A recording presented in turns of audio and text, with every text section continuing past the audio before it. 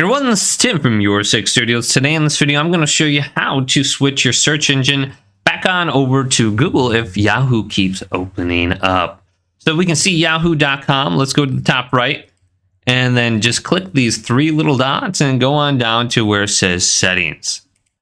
Now under settings on the left hand side here, let's scroll on down until we get to where it says search engine. Go on over, go to change. And then we can change it back to Google right here. Just set it as a default search engine. Then if that doesn't fix your problem, we want to go on down under here and then scroll on down to extensions. Choose extensions, and you might have accidentally installed an extension, maybe something downloaded on your computer without you knowing it. Just simply remove the extension by clicking remove. And you should be able to get rid of it. So like this one, for example, go to remove. Now we can go back by pressing the back button. If that doesn't work, we should have a new tab open. We can just switch on over to the last tab and then go back on over to where it says reset settings. And we can just reset all the settings in Google Chrome. And that should switch everything back to Google as the primary search engine.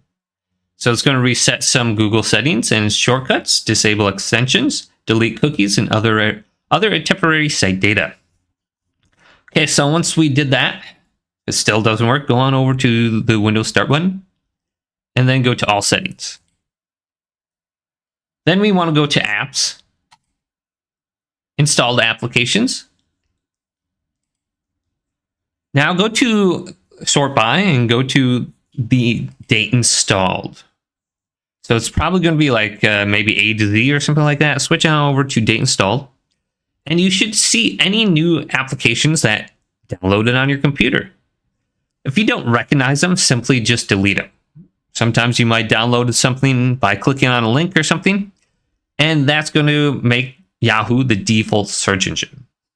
So just go on over here and go to uninstall. Then we can also do a privacy and security scan. So let's go on over here. Windows Security. And then we can go to Virus and Threat Protection. Maybe we accidentally downloaded a virus. Go to Quick Scan.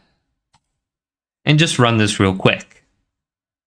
Hopefully this video did indeed help you out. Leave it a big thumbs up. And subscribe to my channel down below.